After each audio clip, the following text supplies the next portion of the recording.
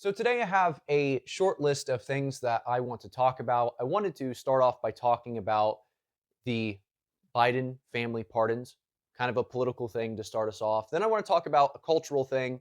And then finally, I'm going to talk about kind of a pet peeve, just an observation that I have about something. We'll get to that in a minute, kind of more on the lighter side. But again, I wanted to start by talking about the Biden family pardons. So, in the final moments of Joe Biden's presidency, he decided that he was going to go out of his way to pardon his immediate family, specifically his siblings and the spouses of his siblings. And this is coming off the back of the Hunter Biden pardons, which were very odd because of how vague it was and very broad it was. Because Joe Biden basically said, well, there's this 10-year period where I'm not really going to explain what Hunter Biden did. I'm basically just going to pardon him for all of it. Anything that my son may or may not have done, it is forgiven, it is forgotten. We are just shoving that over to the side, right? We're not going to talk about it, pardoning him for what? We don't know. I'm not going to tell you. But whatever it is, it's now gone, right? So he decides to do a, a somewhat similar thing in that he pardons his siblings and he pardons the spouses of his siblings. And the thought process behind this was Joe Biden, upon leaving office, did not want him or his family to face any kind of legal retaliation from, I guess, Trump or the Trump administration. But that thought process does not really make a whole lot of sense because let's think about it this way.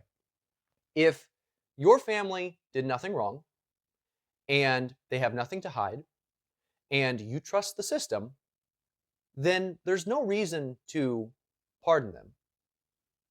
If your family did nothing wrong and they have nothing to hide, what does Trump have to gain by going after your family?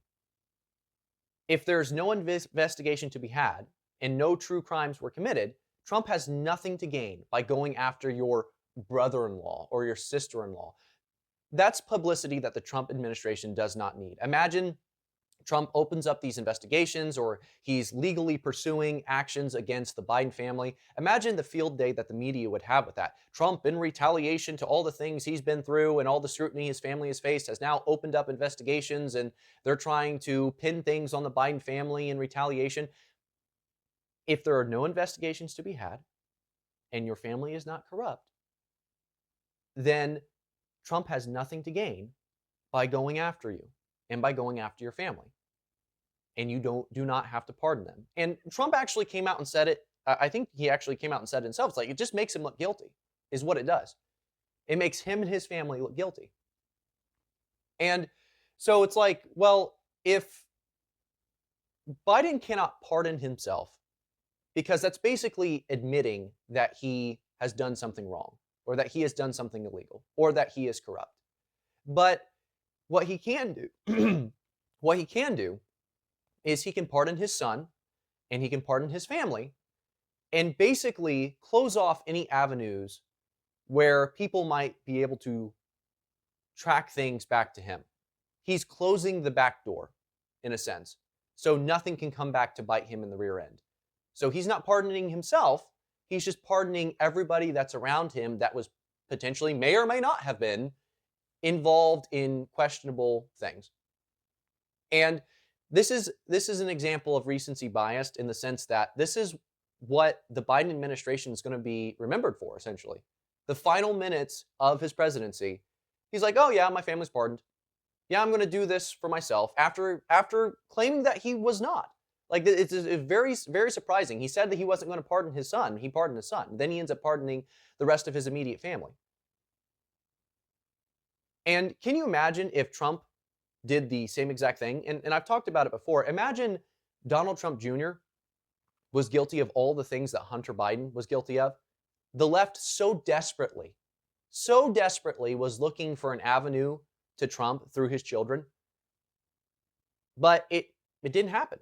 It didn't happen. Everything they wanted to be true of Trump Jr. or any of his other children, it is true of Hunter Biden.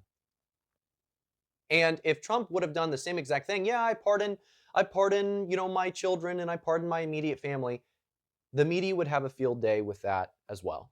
And they would talk about it, how Trump is corrupt and he's using the presidency to protect himself and his family, and it's a misuse of power and it's an unnecessary demonstration, all of these different things. And so it actually turns out to be true of Biden.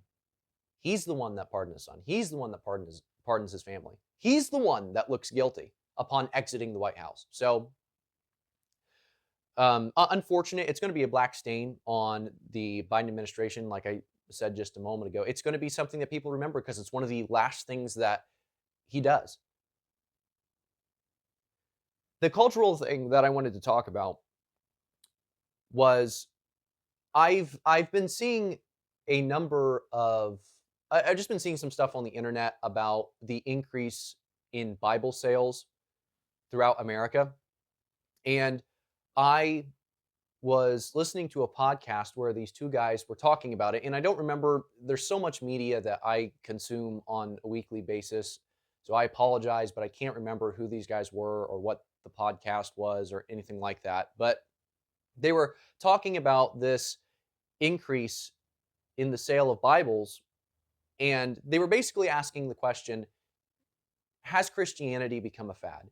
Does this mean that Christianity is a fad? And I don't think that an increase in Bible sales means that Christianity itself is becoming a fad. I do think that some people lightly adopt it when they see a cultural shift take place and they're just kind of being pulled along with the waves of the culture. They see people gravitating towards a more religious mindset. So there's like, yeah, like I'll be pulled along with that as well. And they kind of just go along with it. And people use very vague explanations for their religious beliefs, or maybe at the beginning of 2025 you'll hear somebody say, yeah, this year I want to be more spiritual, and whatever really that means. I've heard the term spiritual used. People have used it in the religious circles that I've grown up in, but that's kind of the vague idea that people have when it comes to a deeper walk with God. Well, I just want to be more spiritual. But what I'm trying to say is that if you're going along with a religious mindset, you can't just be pulled along into Christianity. Christianity is a deeply personal thing. It's about your personal relationship with God. It's about personal redemption and asking for forgiveness and finding forgiveness and different experiences you've had with God over a period of time. And it can't just be something that you're pulled along into. It's hard to say that that's a fad when I don't even really consider that to be Christianity. It has to be a deep personal experience, and it's not just something that you fall into. It's not just something that you're pulled along into. But I think one of the reasons that we are seeing an increase in curiosity when it comes to the scripture is because regardless of whether or not you claim to be a Christian, I think people, generally speaking, just need a deeper sense of meaning. And if you're peering through the scriptures, then there is deeper meaning to be gleaned. There is deeper meaning to be found in the Bible. And I'm just trying to think of it from the perspective of the people that are becoming increasingly interested. I think some people, maybe you're skeptical about some of the finer supernatural details of the Bible, but you can easily look around and say, what I'm not skeptical about is the fact that the world has completely lost its mind. And it just so happens that the best way to be anti world is to be pro God. And so people are gravitating towards a religious mindset because it offers, can we just get back? It's like, can we just get back to reality? Can we just get back to sanity? Can we just get back to a world where there's two genders and people have not taken these? Can we get away from these extreme stances that people have taken on a variety of different issues? Religion offers a sense of discipline, and it offers a sense it offers in some in a lot of ways it offers a more grounded way of thinking, and I think that's what people want to get back to, and that's one of the reasons why the increase in Bible sales is being seen. And so I don't want to say that it's just a fad. Well, it's a cultural fad to become Christian. No, I think people are genuinely searching for something. I think people feel empty. I think people feel lost. I think that they feel like their life has no meaning or they struggle to find meaning in their life and they're searching in the correct place.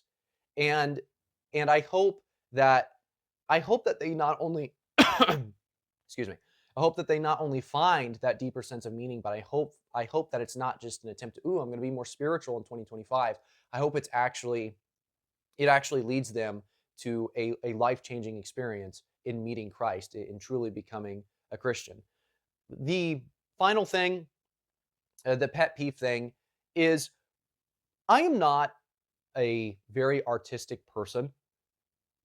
And if you were to ask me to draw a picture, I don't physically have the talent to draw. But what I'm saying is, if you said, draw me a building from scratch, draw me a unique one of one building from scratch, it's hard for me to articulate that. It's hard for me to abstract that, right? I can't draw you a picture of a building that doesn't exist. I have to draw you a picture of a building that I've seen or I've been to, or maybe it's an amalgamation of a number of different buildings that I have seen. And so I'm not a very artistic person. I don't think I'm necessarily even a very creative person. But there's something about modern art that really confuses me because I get on the internet and I see all of these posts about people creating things and people creating art. And for the longest time, I would sit there and I'd watch these demonstrations and I'd be like, I don't really understand it. I don't understand what the gravitation is. And something just seemed off. Something seemed off. I am not a scholar of art throughout history. I don't know a lot about the history of art, or I couldn't even really sit here and explain to you what some of the best pieces of art are. Some of the greatest pieces of art all throughout history. I probably couldn't name you 10 of them. You know, I'm just not interested in that kind of thing.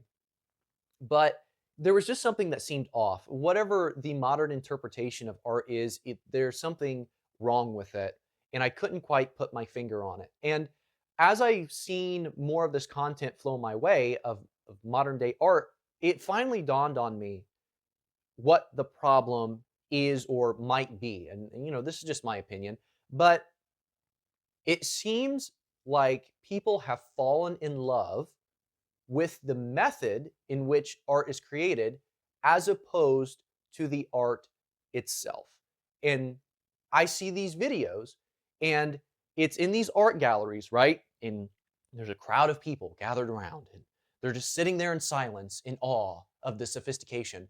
And it's some woman taking a bike chain and smacking a pile of mud with it. And that is an artful demonstration. That's what people consider art. And I'm like, what is this? This doesn't make any sense because it doesn't look good. It's not like it's ooh, she's molding a beautiful piece of clay or beautiful piece of mud or anything like that. And then I also see this thing where this lady took one of those. If you see maybe an NFL training camp or an NFL practice, they have these long elastic rubber bands, and one person holds onto it or they wrap it around their waist, and the other person runs and it stretches out the rubber band. It's resistance training because the rubber band, it gets so tight that you have to run very, very hard just to get it to move. So it's resistance training, right? It'd be like if I tied a rope around your waist and you were trying to run away and I was trying to hold you back, right? It helps, I guess, your leg muscles and your endurance. It was basically that, but it was in an art gallery and she was just running, just like floating through the air with this rubber band around her waist and somebody trying to hold her back. And then she would just run out and come back. She would run out and come back. And this was meant to be an artful demonstration. I'm like, this is garbage. This is legitimately garbage. It's not anything unique necessarily. It's not anything beautiful. It's just a different way. It's just a different way of creating art. The art itself is not beautiful. It's just they thought of some random dumb way to make an artistic demonstration, and it doesn't matter what it creates. Art should matter in the sense of what is it. It doesn't really matter how it's created, but the creation has to be something of symbolism. It has to be something of beauty. And you think back to what some of the older, more historic works of art are. And like I said, I don't know that many of them, but there does seem to be a theme, and that is that the most beautiful works of art, the most beautiful paintings, the marble sculptures, they are all of people. It was about real life, it was about something tangible. And these artists, they would take a piece of marble, they would take this square piece of marble, this block, and they would turn it into something that was representative of humanity. It didn't matter how they got there, right? They were just taking a chisel and a hammer, and it was a practice that was very common, but they turned it into something beautiful. The beauty of the art itself mattered, not just how it was created. But people have fallen in love with how the art is created. So you could sit there and you could beat a pile of mud with a bike chain, and it could be ugly and it could be disgusting, but oh, it's a sophisticated way of creating art. It's sophisticated, it's new, it's cool, it's hip. It's something that we've never seen before. I've seen plenty of piles of mud, and none of them were considered to be an artistic design. It's just ridiculous. Like I don't. It almost. It's just. It's so disheartening because it doesn't even. It's not represent a pile of mud being whipped into more piles of mud is not symbolic of humanity or of real life. It would be different if she took the bike chain and had a piece of clay and was molding it into something that was beautiful and molding it into something that was representative of humanity, that was representative of real life. But no, it's just more piles of mud. I saw this one guy. There's this one video of this guy. He was there's a square block of I don't know. I don't think it was like granite or marble or anything like that, but it was this white square block. Okay, sitting in the middle of this art gallery, and this guy, he puts graphite, the like pencil stuff, on his hands and on his feet, and he crawls all over this white block, and as an art demonstration. And he gets done, the people are all they're all clapping, and he walks back up the stairs like he was like the king or something like that. And I'm like, are you kidding? Anybody could do that. Anybody could do that, okay? Like I'm sorry. Like I'm not a creative person, but I'm like, "Oh, here's a white wall. I'm going to go put graphite on my hand and I'm going to make handprints all over the wall, and that's considered art." It's stupid. It's stupid. It's not, it doesn't mean anything. It's not symbolic of anything really. What is cool about art? If you're going to fall in love with the process of art, the process of art is interesting if you make it into something beautiful. You're going to do something a different way, but you're going to make it beautiful. Like you look at a pile of mud, going back to the mud lady, right? It would be considered art if you took that pile of mud and made it into something beautiful. You don't get any bonus points for taking a pile of mud and smacking it into more piles of mud. Okay? Like I don't know what the gravitation is. I don't know what the pull or the interest people have. It does not make any sense. And it's so abstract. Like abstract art has been around forever. But it is so far out there that it's not even relevant in comparison to anything that anybody's ever. It's just ridiculous.